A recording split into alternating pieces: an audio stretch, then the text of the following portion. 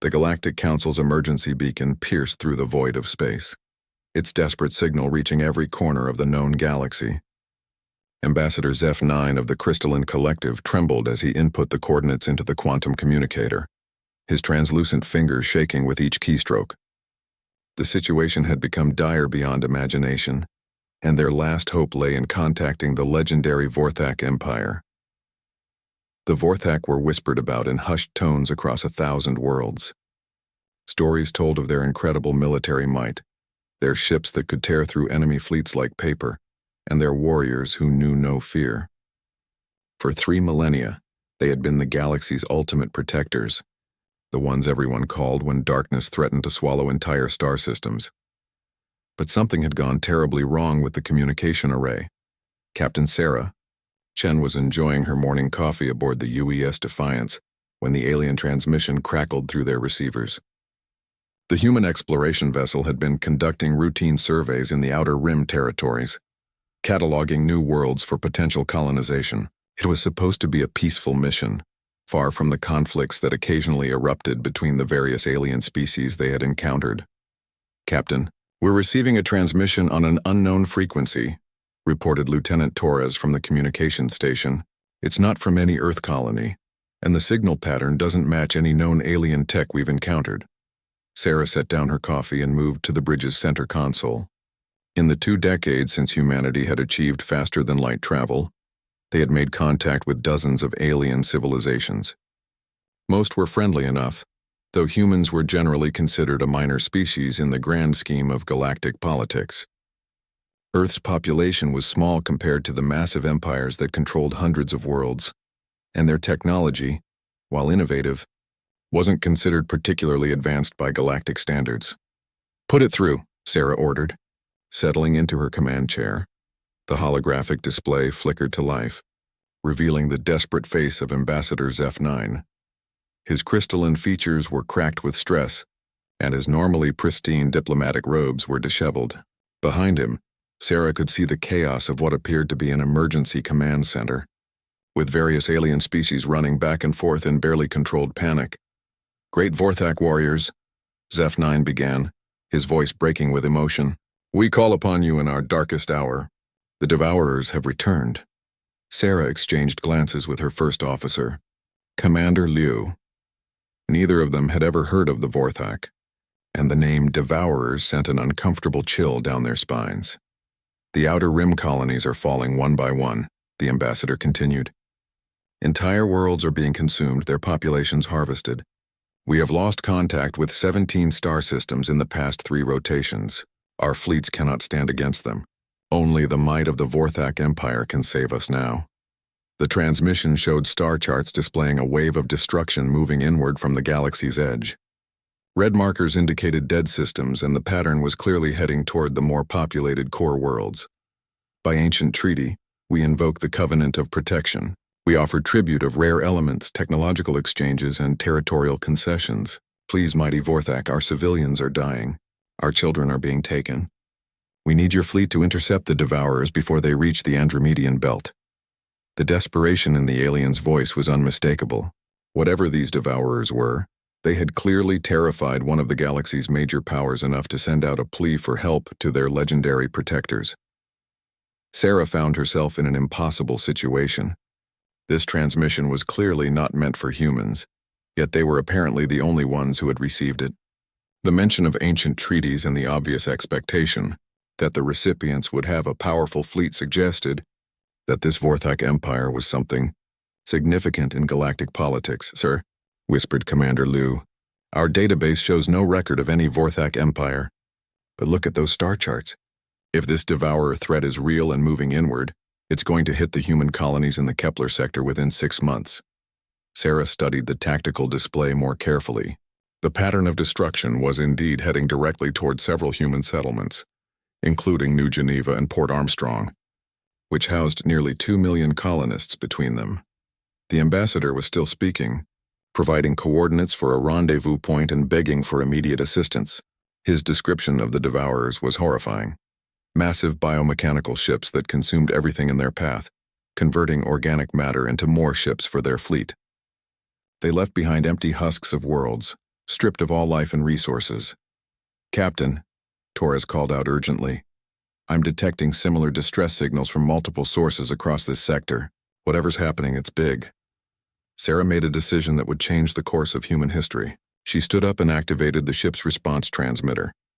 "Ambassador Zeph-9, this is Captain Sarah Chen of the United Earth Ship Defiance. We have received your transmission. While we are not the Vorthak Empire you were trying to contact, we are aware of the threat you've described. We're dispatching scouts to verify the situation, and will coordinate with other human vessels in the area." The ambassador's crystalline face went through a rapid series of expressions, clearly confused by the unexpected response. "Human vessels? But you are a minor species. Surely you cannot—" "Ambassador," Sarah interrupted firmly. "Earth may be small, but we don't abandon people who need help. We'll do what we can." After ending the transmission, Sarah immediately contacted Earth Command. The response came back within hours.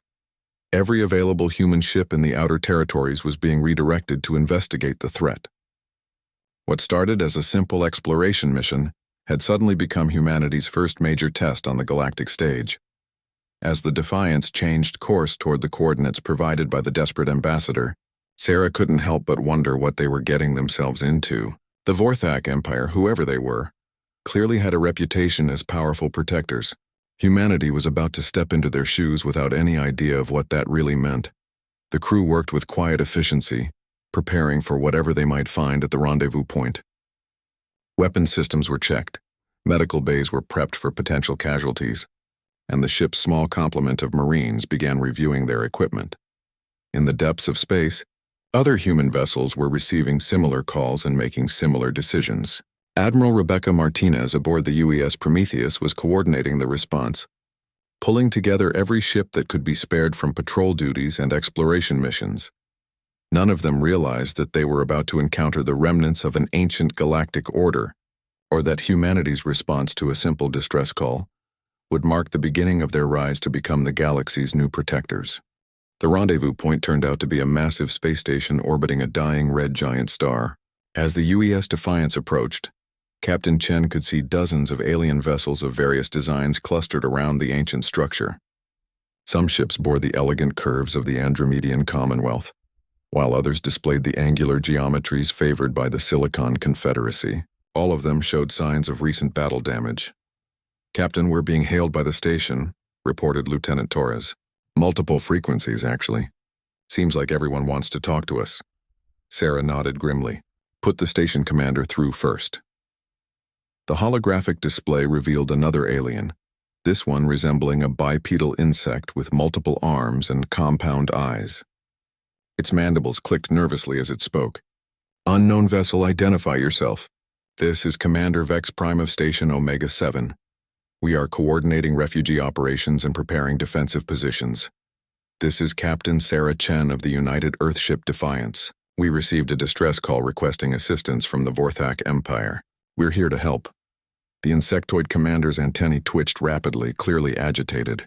"Human vessel? But where are the Vorthak? We sent the emergency signal 3 rotations ago. The Devourers will reach the Kepler Nebula within days." Before Sarah could respond, another transmission cut in. It was Ambassador Zeph-9, still looking haggard but slightly more composed than before. "Captain Chen, we are grateful for your response, but we need the Vorthak fleet. Surely they will arrive soon." Sarah felt the weight of dozens of alien civilizations' hope settling on her shoulders. "Ambassador, I need to be completely honest with you. We've never heard of the Vorthak Empire. Our ship received your transmission, but it seems like your message didn't reach its intended destination." The silence that followed was deafening. On the view screen, she could see the alien representatives exchanging worried glances and rapid communications in their various languages. Commander Vex Prime was the first to speak. "If the Vorthak are not coming, then we are all doomed.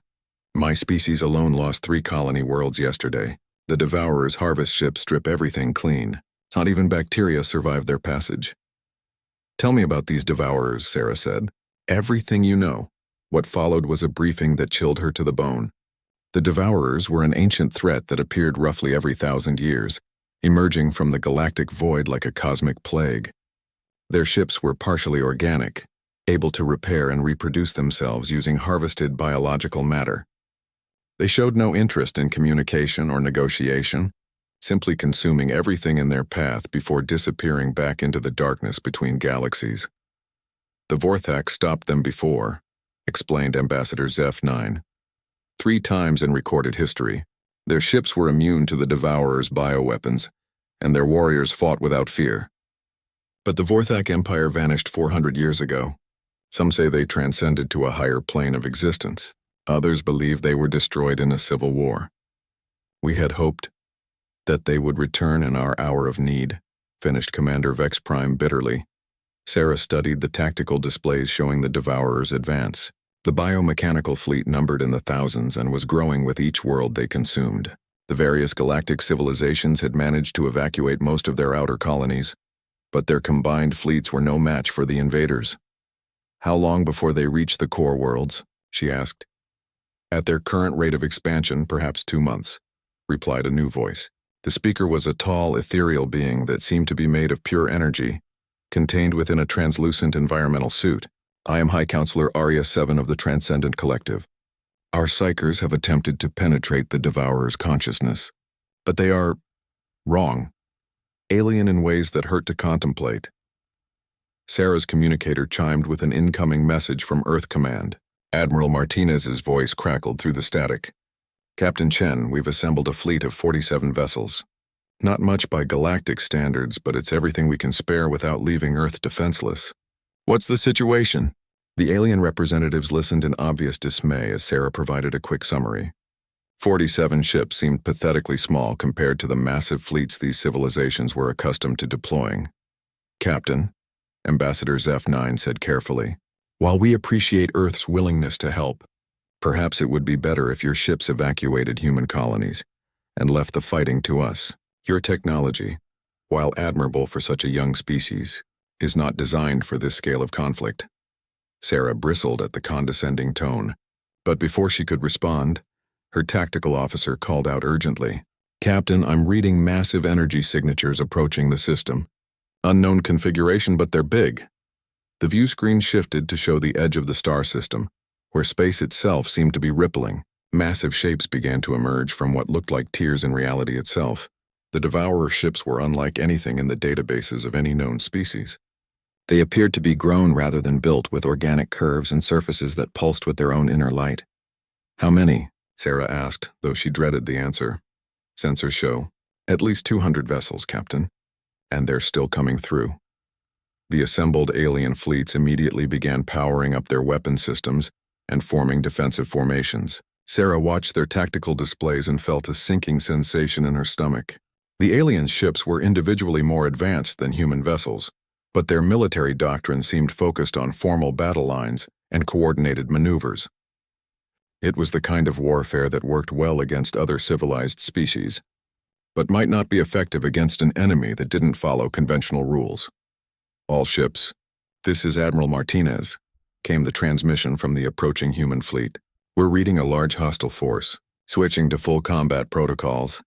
Sarah smiled grimly as she watched 47 human ships approach the system in loose, irregular formations. Where the alien fleets moved in perfect geometric patterns, the human vessels seemed almost chaotic in their positioning. But Sarah knew better. Every human captain was an independent commander, trained to think creatively and adapt quickly to changing situations. Ambassador, she said, turning back to the communication array, you might want to update your assessment of human technology. We may not have the biggest ships or the most advanced weapons, but we have something else. And what is that? Asked Commander Vex Prime skeptically. We're very good at fighting things that shouldn't exist, Sarah replied, watching as the Devourer fleet began to accelerate toward the station. And we don't give up. The first phase of what would later be called the Battle of Omega Station was about to begin, and humanity was about to announce itself to the galaxy in a way no one expected. The first Devourer scout ships hit the outer perimeter like a plague of locusts. The alien defense fleets opened fire with precisely coordinated volleys, their energy weapons creating brilliant light shows against the darkness of space. For a moment, it seemed like their defensive plan might work. Several Devourer vessels exploded in blooms of organic matter and twisted metal. Then the remaining scouts did something unexpected.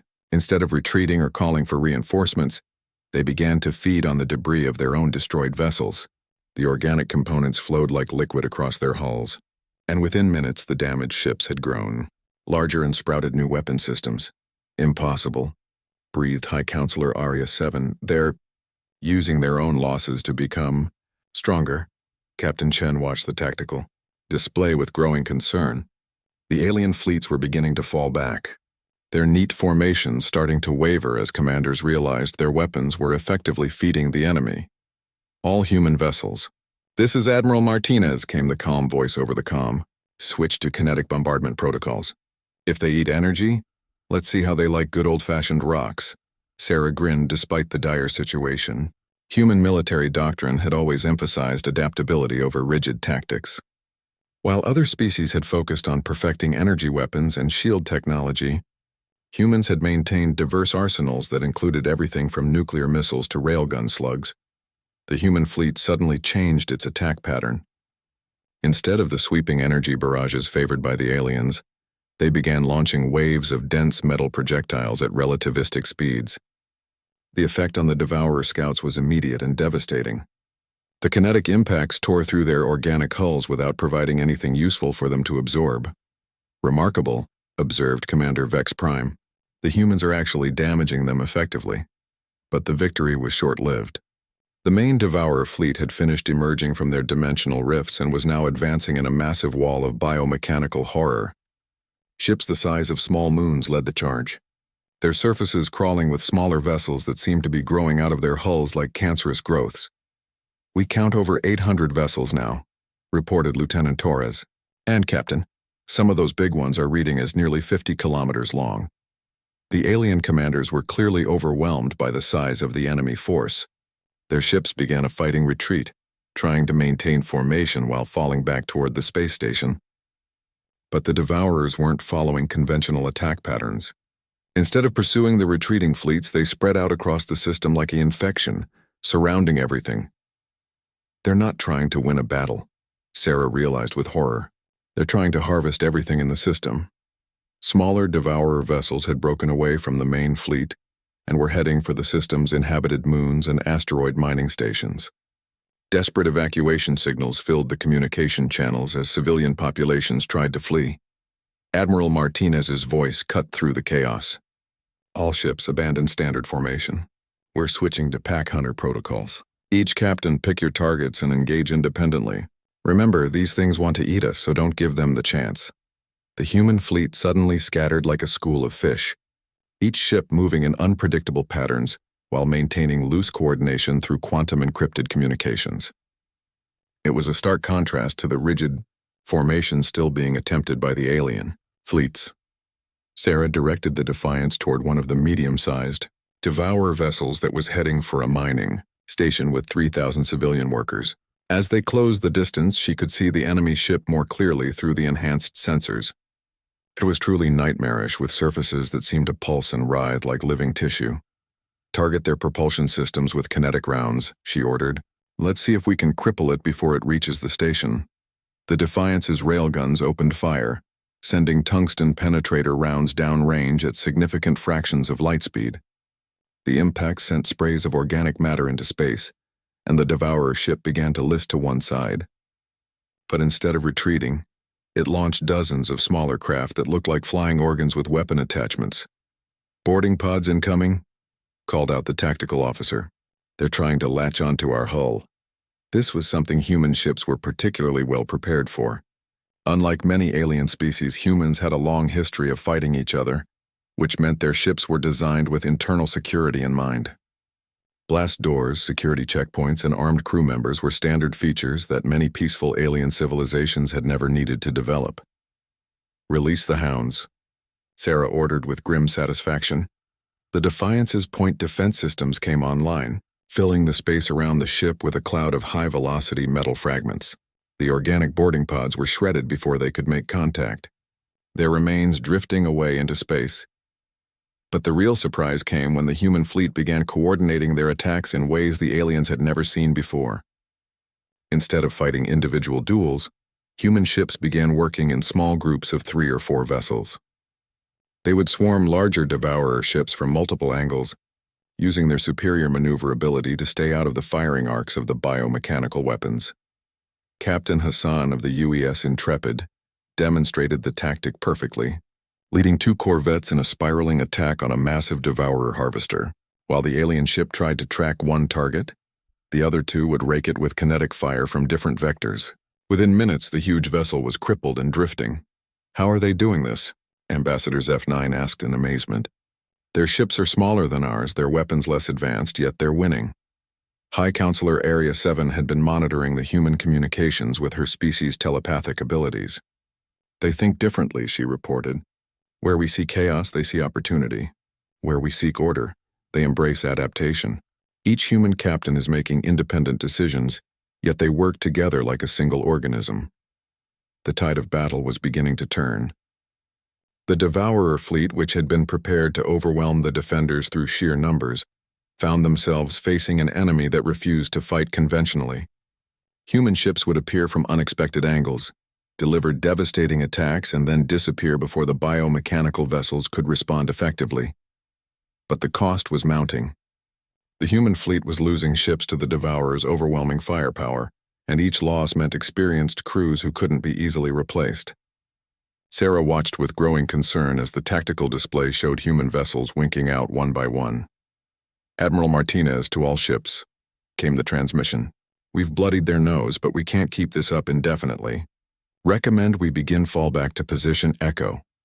Position Echo was a defensive point deeper in the system, where the human fleet could regroup and resupply from the alien station. But as Sarah looked at the tactical display, she realized something important. The Devourers weren't following their retreat. Instead, they were regrouping and seemed to be waiting for something. "Captain," Torres called out urgently, "I'm reading massive energy buildups in the Devourer fleet. It looks like they're preparing for some kind of coordinated attack." Sarah felt a chill run down her spine. If the Devourers had been holding back their true capabilities, then everything they had accomplished so far might have been just a prelude to the real battle.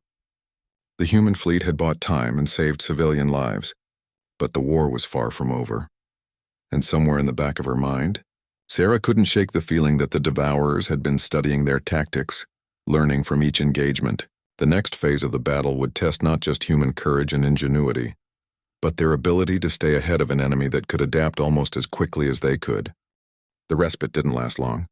As the human fleet regrouped around Station Omega-7, the Devourer ships began exhibiting behavior that chilled everyone watching the sensors. "They were merging. By the crystalline matrix," whispered Ambassador Zef-9. "They're combining into larger vessels." What had been hundreds of individual ships was rapidly becoming dozens of massive constructs, each one the size of a space station. The organic hulls flowed together like mercury, creating new configurations that defied conventional ship design. Weapon systems migrated across the growing surfaces, and entirely new offensive capabilities emerged from the fusion process. "Captain," reported the science officer aboard the Defiance, "I'm reading energy signatures unlike anything in our databases. Whatever they're building, it's generating power levels that should be impossible for mobile platforms." Admiral Martinez's voice came over the fleet communication channel, steady despite the dire circumstances. "All ships maintain defensive positions around the station. Science teams, I need analysis of those energy readings. Engineering crews, begin emergency modifications to our weapon systems. We may need to improvise." Sarah found herself thinking about human military history, about all the times her species had faced impossible odds and somehow found a way to survive. From ancient battles fought with bronze weapons to the space conflicts of the early colonial period, humans had always found ways to turn their weaknesses into strengths. "Commander Liu," she said to her first officer, "pull up our historical databases. I want everything we have on asymmetric warfare, unconventional tactics, and force multiplication strategies." While her crew worked, Sarah watched the alien fleets attempting to reorganize their defenses. The various species were trying to coordinate their efforts, but their different military traditions and technologies made effective cooperation nearly impossible. The elegant Andromedian ships were designed for precision long-range combat, while the Silicon Confederacy favored heavy bombardment from fortified positions. The Transcendent Collective's vessels relied on psychic warfare techniques that seemed to have no effect on the Devourers at all. Captain Chen, came a transmission from High Counselor Arya 7. Our telepaths have made a disturbing discovery. The Devourers are not just consuming matter and energy. They're absorbing information. Every ship they destroy, every weapon that hits them adds to their collective knowledge. Sarah felt her blood run cold. An enemy that could learn from every engagement was terrifying enough, but one that could also physically evolve and adapt was something entirely different. How long until they complete their merger? She asked. Our projections suggest another 6 hours, replied Commander Vex Prime. But Captain, there's something else. We've been analyzing the historical records of previous Devourer incursions. Each time they've appeared, they've been more advanced than before. They retain knowledge between their appearances. The implications were staggering. The Devourers weren't just an alien invasion force. They were a cumulative threat that grew stronger with each encounter across centuries or millennia. No wonder the various galactic civilizations were so dependent on the legendary Vorthak Empire. They must have possessed some unique capability that allowed them to fight an enemy that learned from every battle. Admiral, Sarah said, opening a channel to Martinez, request permission to implement Protocol 7. There was a long pause before the Admiral responded. Protocol 7 was one of humanity's most classified military strategies. Developed during the early colonial wars when Earth forces had been vastly outnumbered by rebellious settlements with superior technology. It involved tactics that other species might consider dishonorable or even insane. Permission granted, Captain. All ships, you have authorization for Protocol 7 implementation. Good hunting. Sarah turned to her crew with a grim smile. Ladies and gentlemen, we're going to do something that hasn't been tried in over 50 years. We're going to teach these Devourers why humans don't stay down when we're beaten. Protocol 7 began with what appeared to be a retreat. The human fleet broke away from the defensive formation around the station and began falling back toward the system's outer edge. To the watching aliens, it looked like the humans were abandoning the fight entirely. But this was just the first phase. As the human ships withdrew, they began deploying a network of stealth beacons throughout the system. These devices were nearly undetectable and served as sensor relays, giving the human fleet unprecedented intelligence about Devourer movements and capabilities. The second phase involved something that made the alien observers gasp in horror. Human ships began deliberately ramming smaller Devourer vessels, but not in suicidal attacks. Instead, they would deliver their crews to safety using emergency pods just before impact, turning their ships into guided missiles loaded with nuclear warheads. Madness, breathed Ambassador Zeph 9. They're sacrificing their own vessels. But Admiral Martinez had calculated the exchange rate carefully. Each human ship destroyed this way took out multiple Devourer vessels, and more importantly, the nuclear detonations left nothing for the biomechanical ships to absorb and learn from. It was a brutal calculus, but it was working. The third phase was the most audacious. Using the sensor network they had deployed, the human fleet began coordinating attacks on the merging Devourer constructs at their most vulnerable points. Instead of trying to destroy the massive ships directly, they targeted the connection points where individual vessels were still fusing together. Captain Sarah Chen led the first strike personally, taking the Defiance on a high-speed run through the heart of the Devourer formation.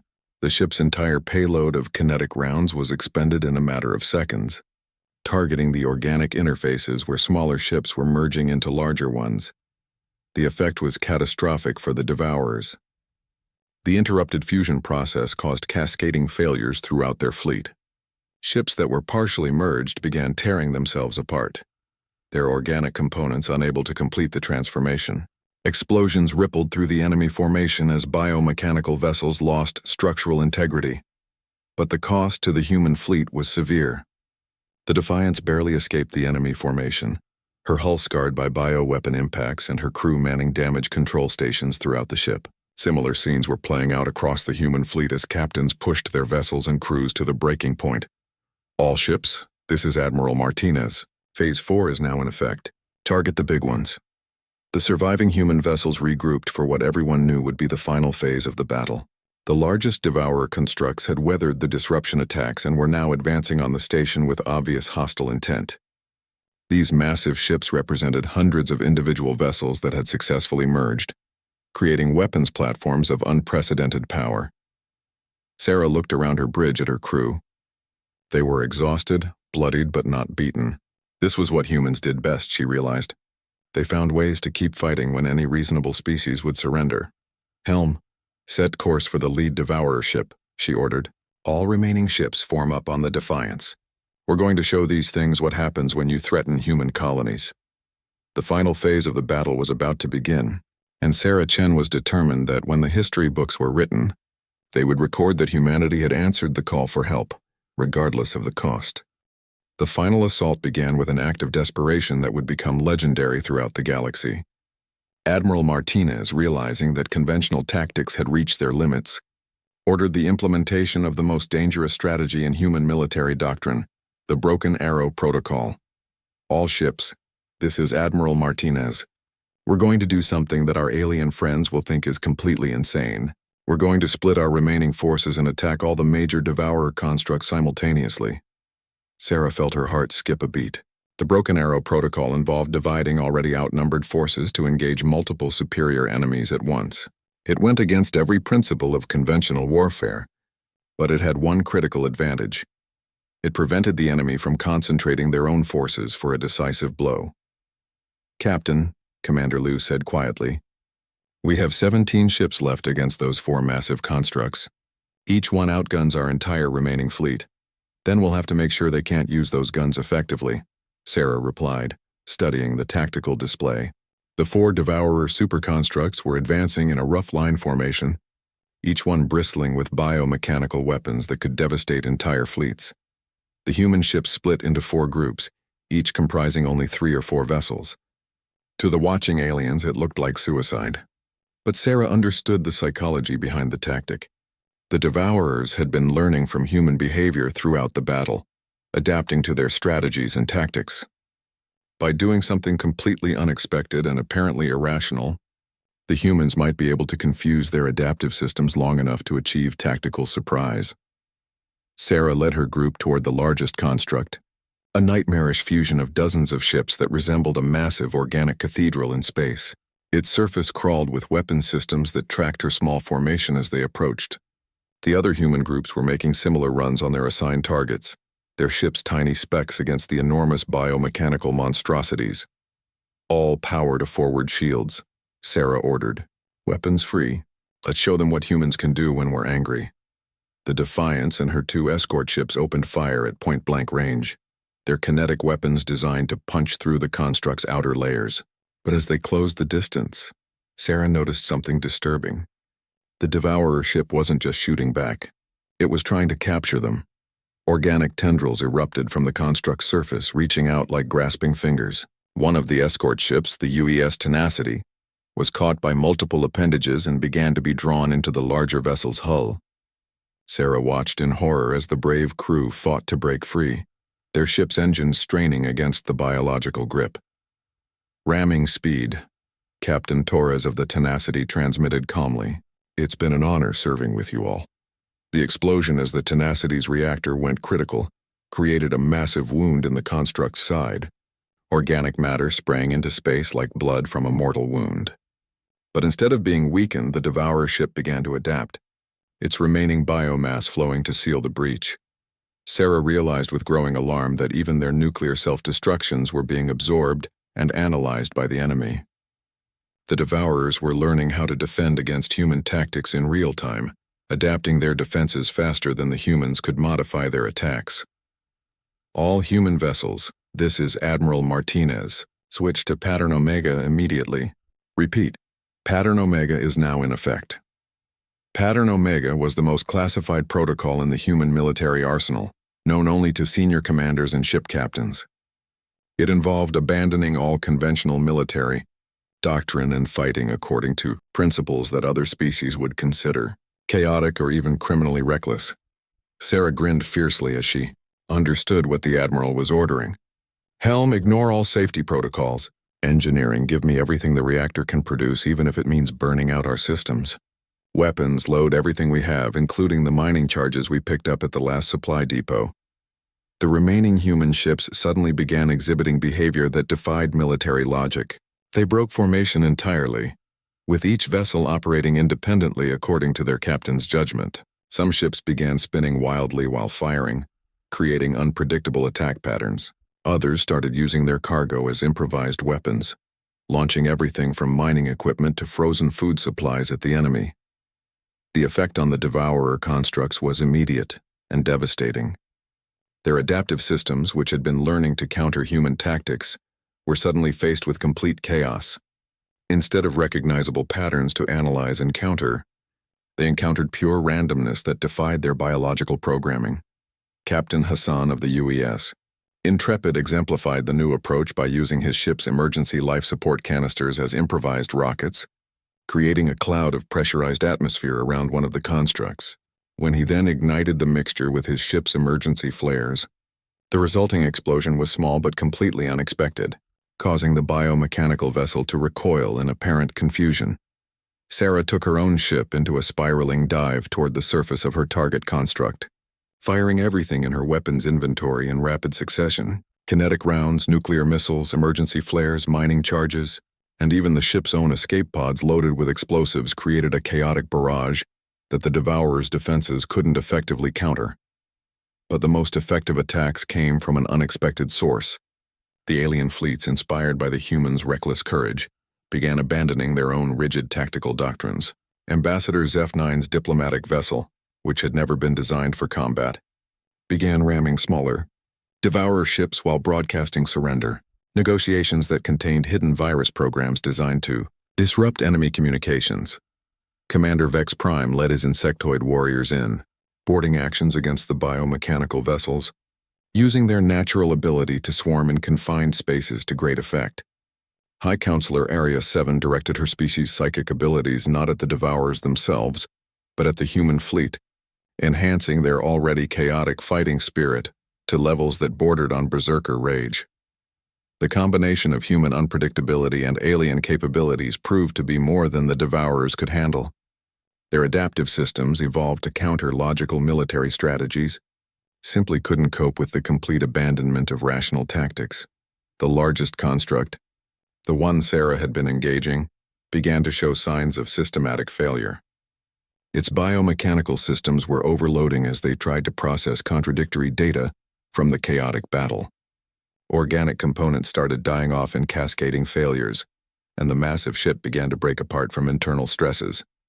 "All ships, press the attack," Admiral Martinez ordered. "They're breaking down. Don't give them time to adapt." The final phase of the battle became a frenzied melee as human and alien ships worked together to destroy the failing Devourer constructs. Sarah found herself fighting alongside vessels she had never seen before, their crews united by a common purpose that transcended species boundaries. As the last of the biomechanical monstrosities exploded in a bloom of organic matter and twisted metal, Sarah realized that something fundamental had changed. The various alien civilizations had learned to fight like humans, embracing chaos and adaptability over rigid doctrine, and humanity had proven that they could stand with the galaxy's greatest powers as equals, not because of superior technology or ancient treaties, but because of their willingness to do whatever it took to protect innocent lives. The battle was won. But Sarah suspected that the war was far from over. The Devourers had retreated, but they had also learned valuable lessons about both human and alien capabilities. When they returned, they would be ready for conventional chaos. Humanity would have to find new ways to be unpredictable. 3 months after the Battle of Omega Station, the galaxy had changed in ways no one could have predicted. The human fleet, now numbering nearly 300 ships from across Earth's colonies, had established a permanent presence in the Outer Rim territories. What had started as a rescue mission had evolved into something far more significant. Captain Sarah Chen stood on the observation deck of the newly commissioned UES Vanguard, a massive battleship built specifically to fight the Devourer threat. Around her, representatives from dozens of alien civilizations worked alongside human engineers and strategists, all united by the knowledge that the biomechanical invaders would return. "The quantum resonance detectors are operational," reported Dr. Elizabeth Walsh, the fleet's chief scientist. "If the Devourers try to open another dimensional rift anywhere in this sector, we'll know about it within minutes," Sarah nodded, studying the tactical displays that showed the new defensive network humanity had helped establish. Unlike the rigid defensive lines favored by traditional galactic military doctrine, The new system was based on mobile response groups that could rapidly redeploy to meet threats anywhere along the frontier. Admiral Martinez will be pleased, Sarah said. How are the other races adapting to the new protocols? Better than expected, Dr. Walsh replied.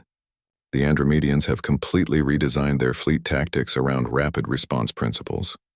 The Silicon Confederacy is actually building ships based on human designs now, and the Transcendent Collective's psychic warriors have been training with our Special Forces teams. The transformation hadn't been without challenges. Many alien military leaders had initially resisted what they saw as chaotic and undisciplined human methods, but the effectiveness of those methods against the Devourers had forced a galaxy-wide reassessment of military doctrine. Ambassador Zeph-9 materialized on the observation deck. His crystalline form shimmering with what Sarah had learned was an expression of concern among his species. Captain Chen, we've received troubling reports from the Kepler Nebula sector. Several of our long-range scouts have detected unusual energy signatures. Sarah felt her stomach tighten. Devourer signatures? We're not certain.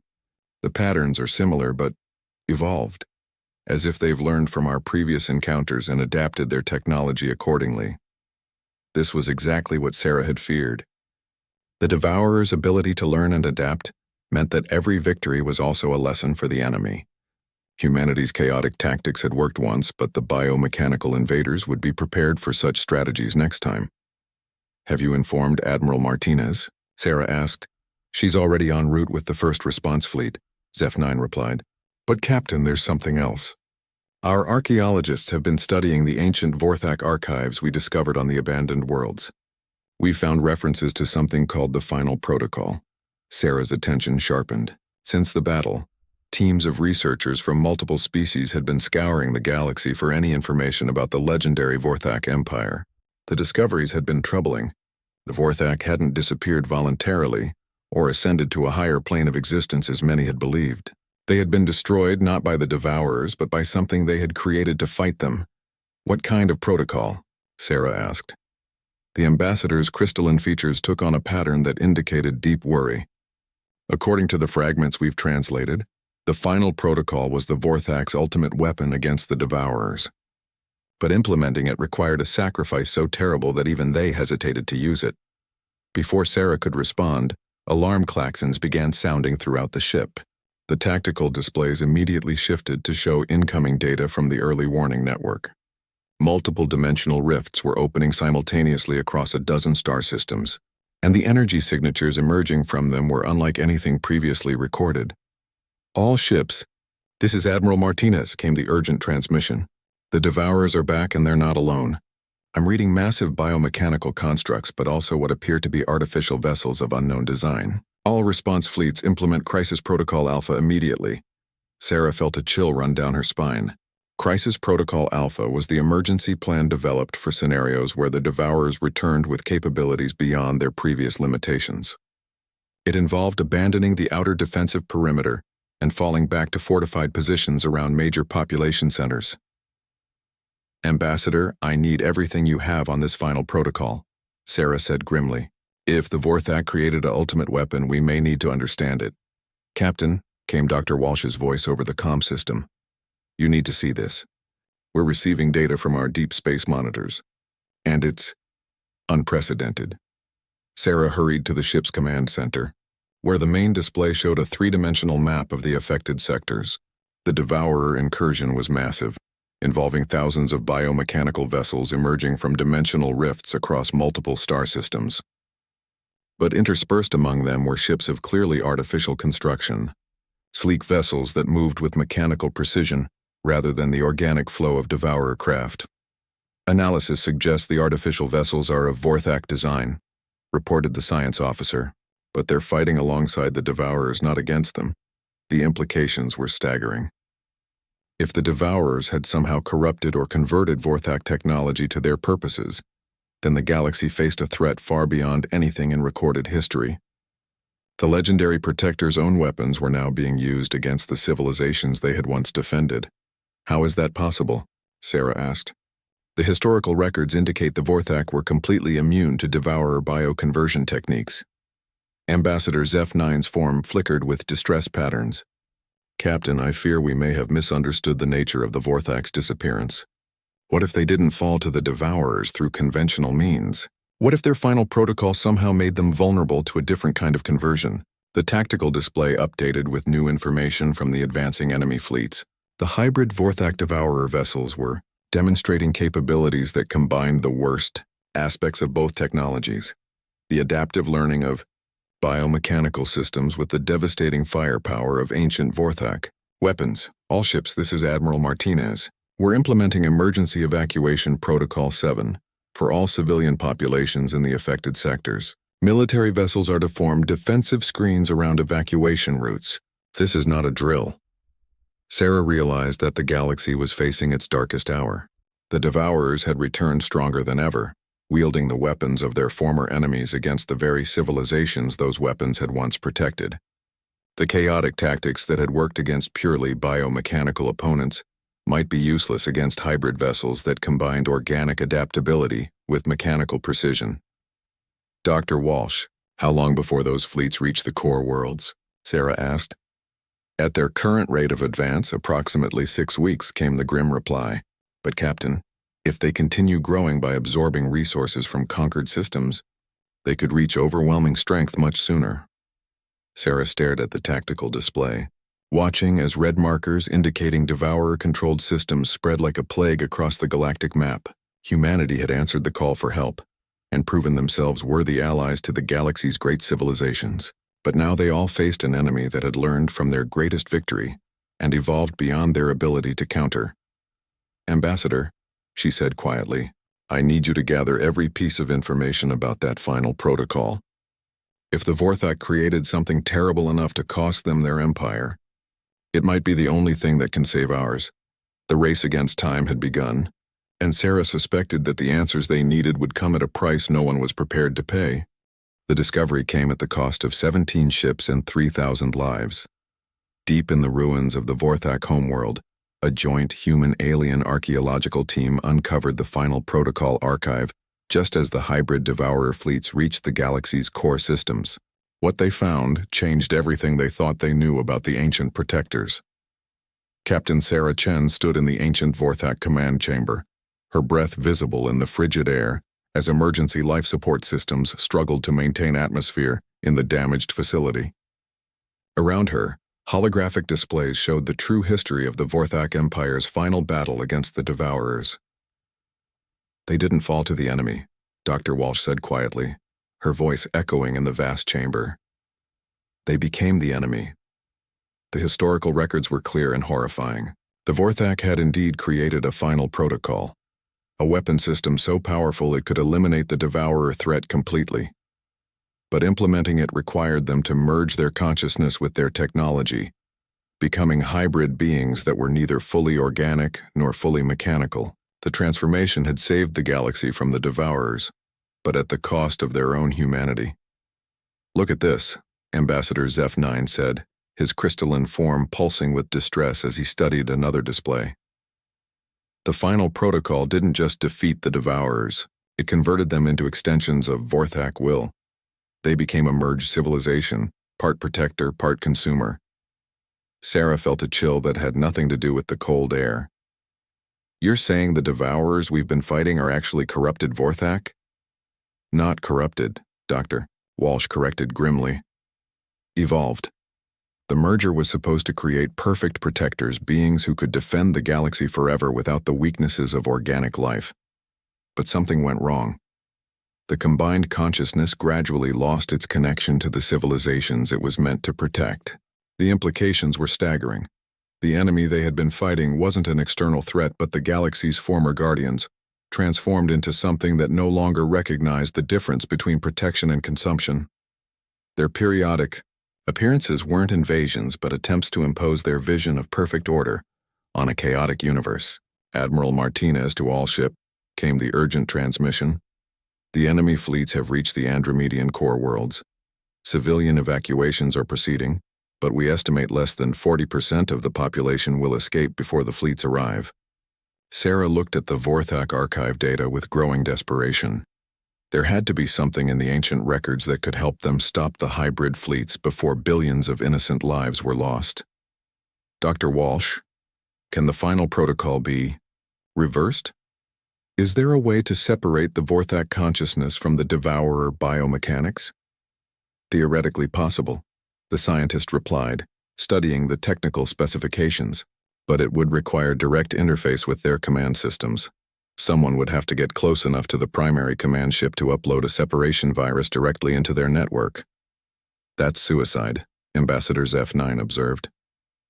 The hybrid ships are surrounded by defensive screens that our fleets can't penetrate, and even if someone could reach them, the interface process would likely be fatal to any organic being. Sarah studied the technical readouts more carefully. The Vorthak had indeed created a marvel of engineering, but like all complex systems, it had vulnerabilities.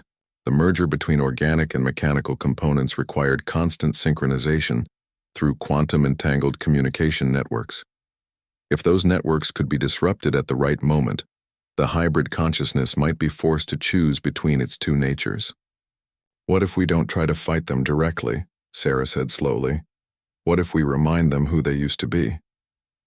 The idea was audacious beyond measure. Instead of attacking the hybrid fleets with weapons, Sarah proposed using the galaxy's greatest strength, the diversity of its civilizations. The Vorthak had become protectors because they valued life in all its forms.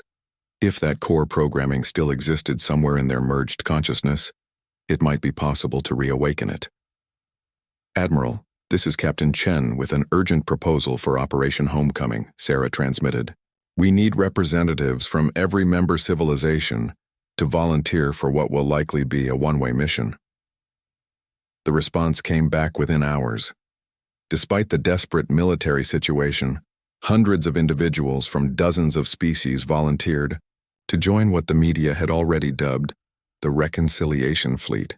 They understood that they were essentially offering themselves as sacrifices to awaken whatever remained of the Vorthak's original purpose.